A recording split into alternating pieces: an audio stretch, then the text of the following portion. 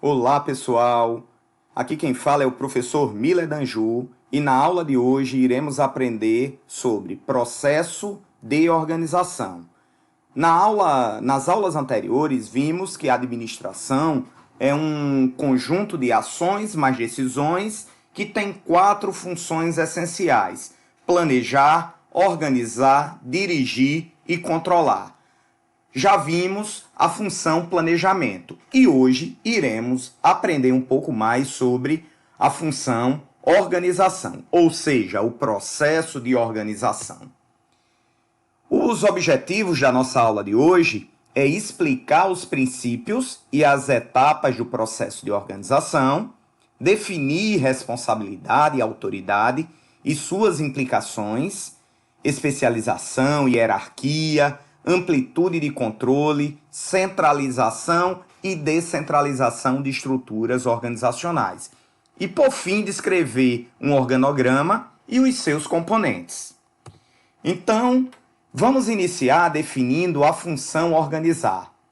Vimos que planejamento, uma organização, quando está desenvolvendo um processo de planejamento, a função planejamento, ela busca projetar o futuro por meio da visão, de objetivos, ou estrutura um planejamento de curto prazo por meio de cronogramas, horários, orçamentos e outros elementos de planejamento de curto prazo.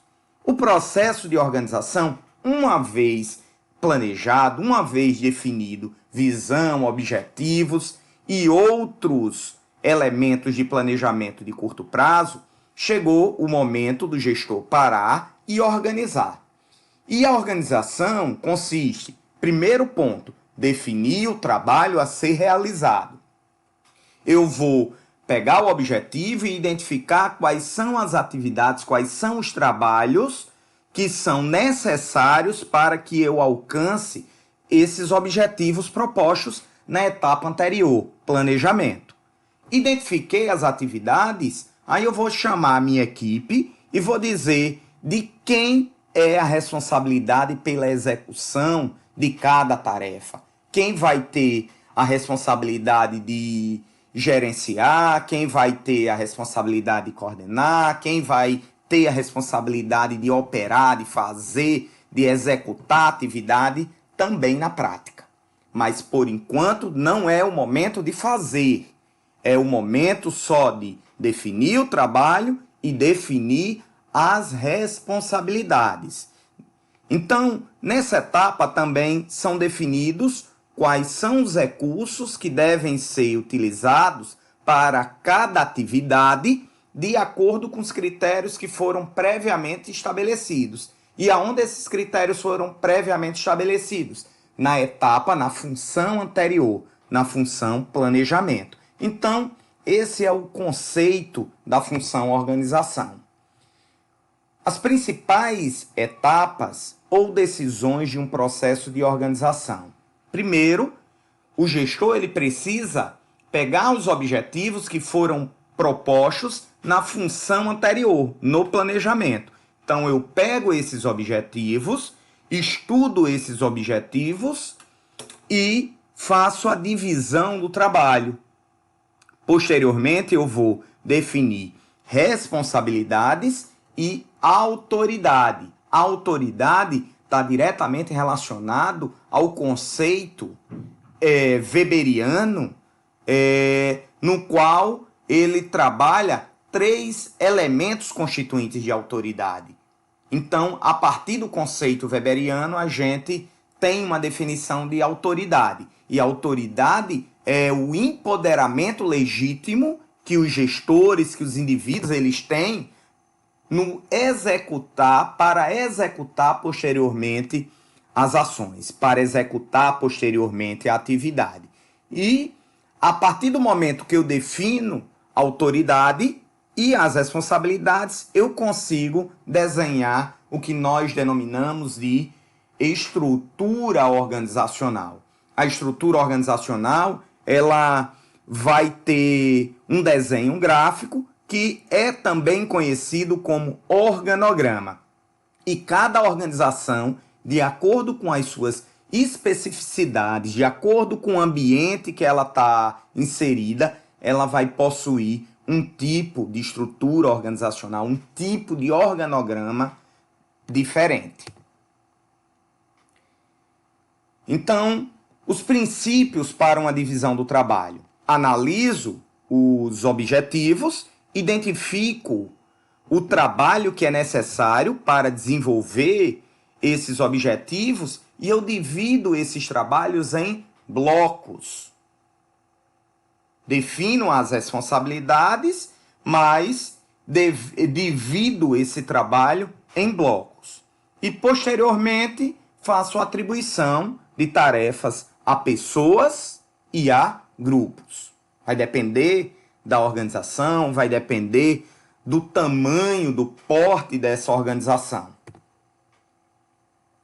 E aqui vamos exemplificar um pouco como é que se dá o processo de divisão do trabalho dentro dessas características. Eu tenho uma proposição de um objetivo e a proposição desse objetivo é pesquisar modelos de administração para 5 tipos de empresas, para 5 empresas distintas. Então, eu vou pegar a turma de vocês e vou dizer, pessoal, vamos fazer um trabalho. E esse trabalho, o objetivo dele é pesquisar modelos de administração em 5 empresas diferentes. Então, vocês vão analisar, vão procurar 5 empresas e vão descrever o modelo de administração que cada uma dessas organizações elas adotam. É uma organização mais mecanicista, taylorista, fordista? É uma organização que tem respeito, que considera os indivíduos, os sujeitos? É uma organização empreendedora? É uma organização de gerenciamento de informação? E isso, quando o professor está fazendo uma divisão de tarefa como essa, ele está gerando um processo de organização. Para quê? Para cumprir o objetivo de uma proposição, de uma suposta, de uma hipotética proposição de atividade para dentro de sala de aula. Então, apresentei o objetivo. Aí, vamos para a divisão do trabalho em blocos. Vocês vão precisar fazer um trabalho de campo, hipoteticamente, e a primeira etapa é ir a campo. Então, a primeira tarefa desse trabalho é eu tenho que ir lá aonde as empresas estão e isso é denominado de campo de pesquisa. Primeiro bloco de tarefa. Segundo, uma pesquisa ela precisa de uma análise e para eu poder analisar eu tenho que realizar uma pesquisa bibliográfica. Eu tenho que fazer um levantamento na literatura e identificar os conceitos e modelos dos tipos de administração, a partir das escolas de administração. E, por fim, o último bloco de trabalho é a redação e o relatório. Dividir o trabalho em blocos. Chegou o momento de definir responsabilidades. Hipoteticamente, o professor Miller chegou para a turma e disse, pessoal, vamos fazer esse trabalho, e esse trabalho é um trabalho constituinte, que deve ser constituído por 5 alunos. Então, qual é a parte mais complexa de um trabalho com essas características? Aí o grupo considera que é a pesquisa de campo. Então, vai empregar 3 alunos no esforço de ir às empresas, fazer a entrevista para identificar, classificar os tipos de organização. Um quarto pesquisador, ele vai ficar só na pesquisa bibliográfica e aquele estudante que tem uma maior habilidade de redigir, de sistematizar os conhecimentos, vai ficar como redator. Então, temos o processo de definição de responsabilidades sendo viabilizado de forma prática. A partir do momento que eu estruturo a divisão do trabalho, eu preciso identificar que existem em todas as organizações algo denominado de hierarquia de controle e amplitude de controle. O primeiro conceito é o conceito de hierarquia. E o que é hierarquia? É definido pela linha de comando. Eu tenho um aluno dentre o grupo que ele se destaca por ser líder. Ele vai ser o coordenador do projeto de pesquisa. Ou o próprio professor pode ser o coordenador do projeto de pesquisa. E, hierarquicamente, subordinado ao coordenador do projeto, eu tenho os pesquisadores de campo, o pesquisador bibliográfico e os analistas ou redatores. O que seria, e isso é a linha de comando. O segundo conceito é amplitude de controle. O que seria essa amplitude de controle? O coordenador, ele precisa controlar abaixo dele quantos sujeitos, quantas caixinhas de tarefas, de atribuições o coordenador ele precisa liderar. São 3. Um grupo, segundo grupo, terceiro grupo. Então, quanto maior a quantidade de grupos dentro de uma hierarquia, um superior imediato ele precisa coordenar, maior dizemos que é a amplitude de controle. A hierarquia dos gerentes de muitas organizações, elas vão se dividir de acordo com os níveis da organização.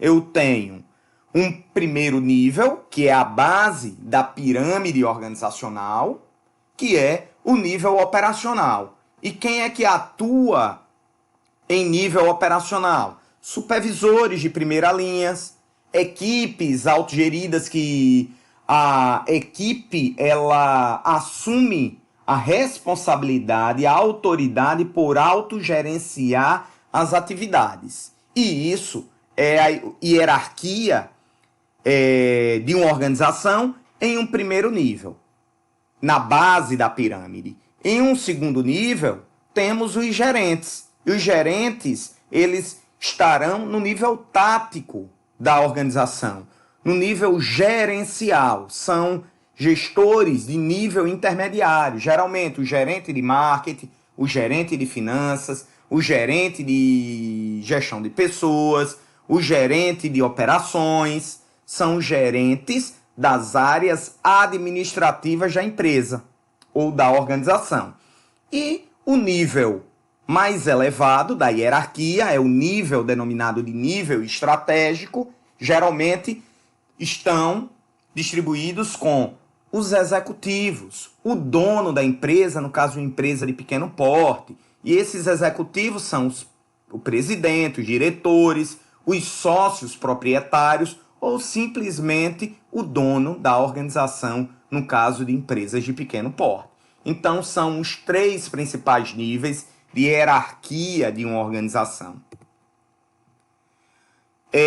Temos 2 modelos dentro de estruturas organizacionais, dentro de modelos de organização, 2 principais modelos que eu vou destacar para vocês.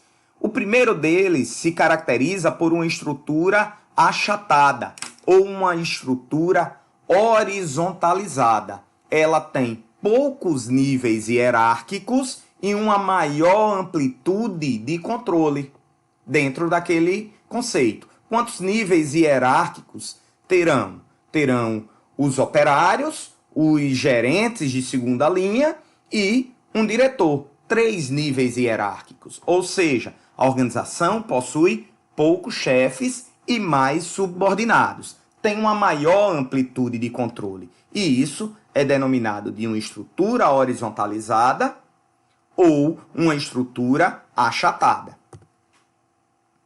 E temos um segundo modelo de estrutura, que é denominado de estrutura aguda, no qual ela possui muitos chefes e poucos subordinados. É uma estrutura denominada de verticalizada.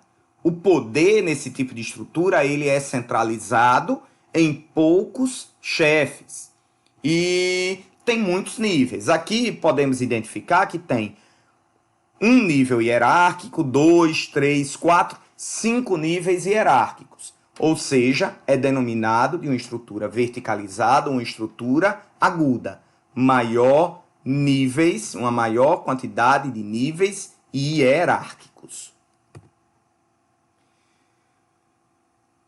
Dentre as estruturas que são mais achatadas, elas têm algumas características de descentralização. Como possui poucos chefes, elas geralmente descentralizam o poder decisório para os subordinados, para as pessoas que constituem a equipe de trabalho.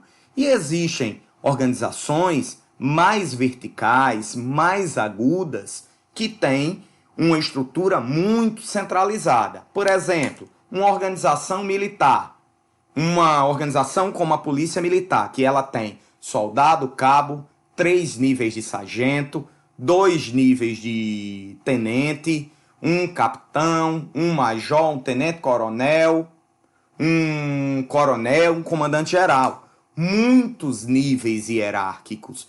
E uma organização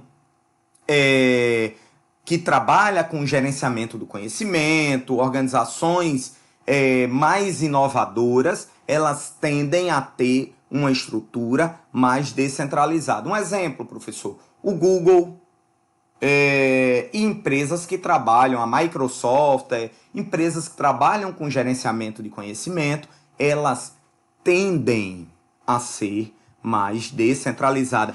Startups, empresas iniciantes de alta tecnologia, elas tendem a ter uma estrutura mais descentralizada. Então, qual é a melhor?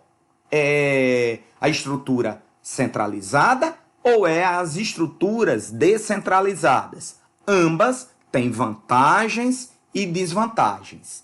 Dentre as vantagens da estrutura centralizada, podemos identificar algumas, como uniformidade de processo, facilidade de controle. Aqui no outro slide tem rapidez na comunicação vertical, acesso rápido à informação e reduzida duplicação de esforços. Então, são elementos que apresentam vantagens da estrutura centralizada. Assim como possui também algumas desvantagens, como dependência da hierarquia para tomar decisão. O subordinado ele não tem autonomia, ele sempre vai estar dependente do chefe imediato para poder tomar algum tipo de decisão. Uniformidade impede competição. Geralmente são empresas que podem se dar o luxo de ter uma estrutura mais centralizada, mas em mercados de pouca competitividade. Geralmente organizações públicas ou organizações privadas que estão em um mercado que tem pouca competitividade. Outras desvantagens: dependência da hierarquia para a avaliação do gerente. O subordinado, geralmente em estruturas descentralizadas, eles não têm a permissão para fazer avaliação de gerentes, desestimula a criatividade e gera ineficiência no uso dos recursos. Em relação às vantagens aí das estruturas descentralizadas, estruturas mais enxutas, estruturas no qual as pessoas são empoderadas, temos competição positiva entre as unidades de negócios. Geralmente essas unidades de negócio elas são constituídas por grupos multidisciplinares e existem vários grupos com vários tipos de projeto e esses grupos eles têm autonomia. E de forma positiva geram competição entre eles para desenvolver melhores projetos, projetos mais criativos, projetos mais rentáveis, que gerem inovação e, consequentemente, vantagem competitiva para a empresa. Criatividade na busca de soluções, a partir do momento que eu empodero os indivíduos da minha equipe, eu estou gerando um ambiente criativo dentro da organização. Agilidade no processo de tomada de decisão, porque não precisa subir muito, a vários níveis. O próprio funcionário tem um poder, dentro de alguns limites, de exercer o processo de tomada de decisão. Dependência da hierarquia, tenho gerentes autônomos e responsáveis por suas decisões. E, finalmente, facilidade para avaliar gerentes. São poucos gestores e a equipe ela é empoderada. Mas, em contrapartida, temos algumas desvantagens. Dentre as desvantagens, a primeira, a organização ela pode ter uma perda de uniformidade. A partir do momento que eu tenho equipes autogeridas, projetos isolados, que têm uma pouca autoridade de linha, pode gerar perda de uniformidade para a organização. Tendência ao desperdício e à duplicação. Muitas vezes o empoderamento de uma equipe autogerida para desenvolver determinados tipos de projetos, se não tiver uma boa coordenação, pode gerar desperdício de tarefa, desperdício de tempo e, acima de tudo, desperdício de recursos financeiros e materiais. Outra desvantagem, comunicação dispersa, pode gerar comunicação dispersa, dificuldade de localizar quem são os responsáveis e, por fim, dificuldade de controle e avaliação.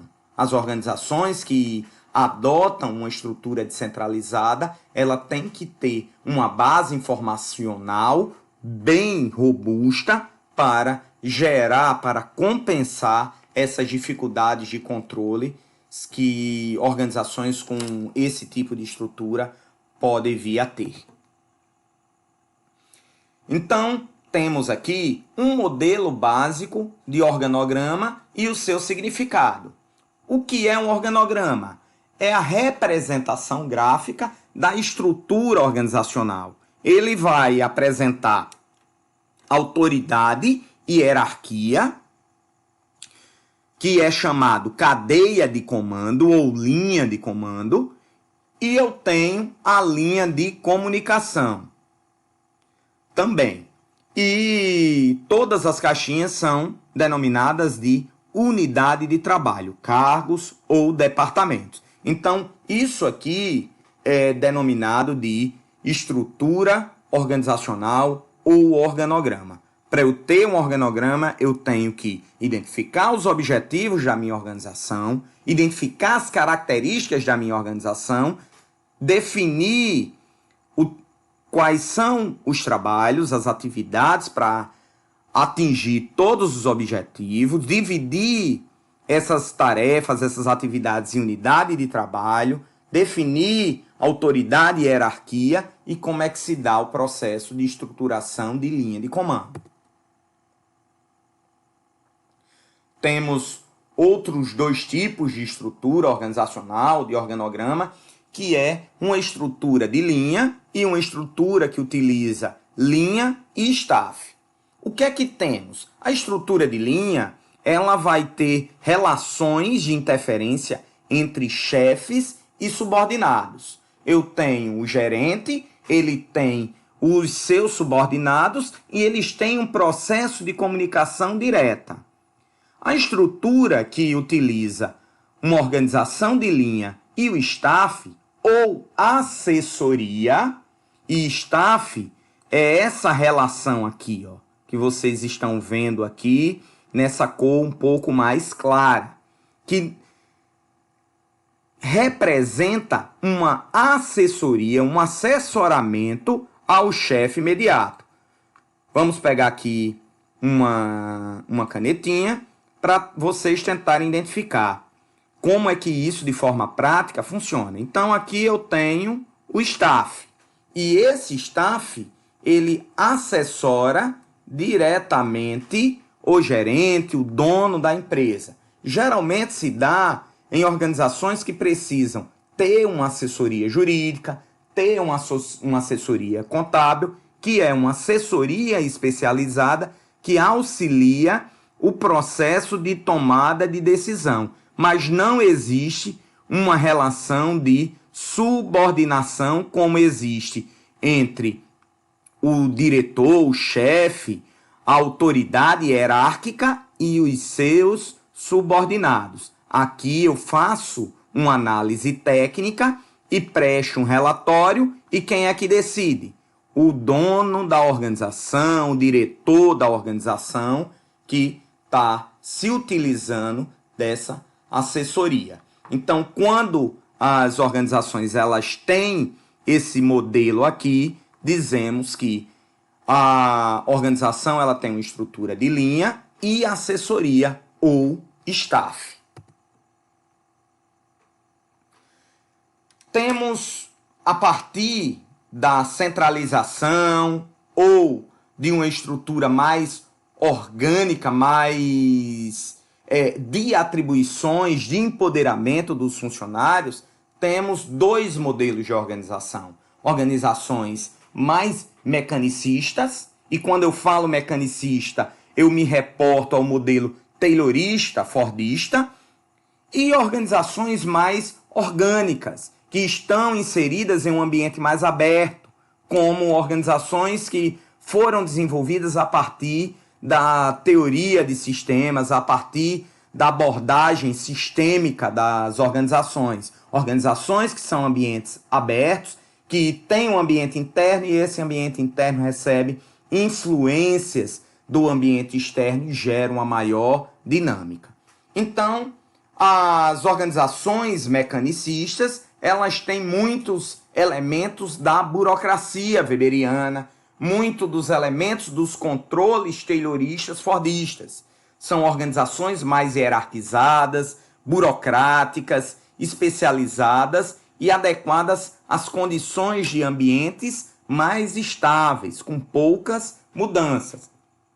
Geralmente, organizações públicas, elas tendem a ter uma estrutura mais mecanicistas. Por quê? Porque o ambiente no qual elas estão inseridos exige pouca mudança. Organizações mais orgânicas são ênfase nas pessoas. Por quê? Porque essas estruturas entendem as pessoas como detentores de capital intelectual. São capital humano e detêm o capital intelectual. E o negócio dessa empresa é trabalhar esse capital intelectual a partir de ideias, de inovações, de novas soluções criativas, da identificação e atendimento das necessidades específicas dos clientes. São organizações flexíveis, com uma definição contínua de tarefas e um organograma com poucos níveis hierárquicos e um maior empoderamento das pessoas. Então, é adequado para ambientes mais competitivos. Organizações como o Google, como a Apple, startups que estão atuando no segmento de base tecnológica, elas tendem a apresentar uma estrutura mais orgânica, no qual as pessoas são pagas para pensar, para trazer novas ideias, trazer novas soluções, enquanto uma organização mais mecanicista segue a linha de comando, segue a hierarquia, segue o que está estabelecido nos normativos, na burocracia da organização. Relações entre as variáveis situacionais e a estrutura organizacional. O que seria isso? A estrutura organizacional, ela nasce a partir dos objetivos, mas os objetivos organizacionais, eles nascem a partir de uma análise do ambiente, ou seja, o ambiente organizacional, o ambiente empresarial, as pessoas, a tecnologia, a estratégia influenciam a definição da estrutura. Como é que se caracteriza essa influência do ambiente? O ambiente ele pode ser dinâmico, vai exigir uma estrutura mais orgânica, ou um ambiente mais estável, que permite à organização ter uma estrutura mais mecanicista. Então, para cada tipo de ambiente, existe uma estrutura adequada. Ou seja, motivo pelo qual existem várias modelagens de estrutura. Tecnologia, como é que ela influencia? Natureza da atividade e o uso de conhecimento influencia na estrutura. A capacidade da organização implantar uma base tecnológica, sistemas para o exercício do controle. A estratégia, ela é limitada pela estrutura e a estrutura é um meio para com que as estratégias elas sejam postas em práticas. E por fim, o fator humano, como eu já tenho apresentado para vocês, as pessoas elas são detentoras do capital intelectual, ou seja, quanto maior nível de formação, quanto mais a capital intelectual a organização trabalha e exige nível de formação dessas pessoas, mais a estrutura ela tende a ser orgânica. Quanto menos organizações trabalham muito com o que é denominado nos livros de administração como nível operacional ou chão de fábrica, mais rigidez de estrutura, mais centralização, essa organização ela tende a ter como modelagem estrutural. Então, as características das pessoas influenciam a estrutura que pode ser eficaz, que pode focar na busca para atender e cumprir os objetivos organizacionais. E, finalmente, a relação entre ambiente e estrutura. Ambientes mais estáveis, eu tenho uma menor necessidade de diferenciação. São modelos mecanicistas. E ambientes complexos e mais dinâmicos, maior a necessidade de integração, mais orgânico essa organização vai ter. E o que é que vai definir se a estrutura é eficaz ou não? A capacidade que o gestor tem de analisar o ambiente e identificar qual é o modelo de estrutura mais adequada, considerando todos os elementos da análise organizacional e principalmente os objetivos que estão postos e definidos para a organização. Estamos chegando ao fim de mais uma aula. Espero que vocês tenham compreendido os conceitos. Fica para vocês aqui as referências e em breve estaremos nos encontrando em mais uma videoaula. Leiam o material texto proposto e até o nosso próximo encontro. Um abraço a todos.